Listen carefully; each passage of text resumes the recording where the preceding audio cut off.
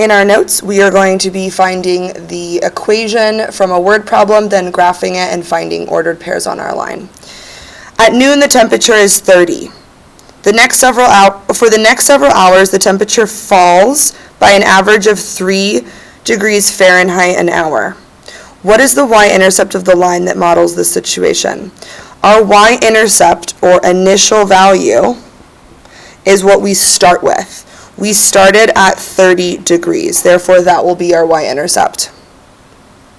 The y-intercept tells us that the temperature started at 30 degrees, or when we started taking the temperature, it was 30 degrees outside.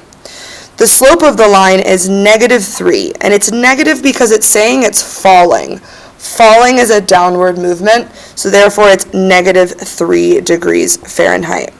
The slope tells us that every hour the temperature decreases by 3 degrees. Therefore, in an equation, it would be y equals mx plus b. Our slope is m, so that will be y equals -3x, and our y-intercept would be 30 degrees. If we graphed this, we're going to have to count by tens in order to graph the 30 degrees. So actually, I'll count by fives. 5, 10, 15, 20, 25, 30. So our starting point will be here. And our slope, we need to put a 1 underneath it so that we have a rise and a run. We know that our line needs to be going down because our slope is negative. So in the end, our line will be moving in a downwards direction. I'm going to approximate, since I counted by fives. Down 3 will be in between 30 and 25 and over 1.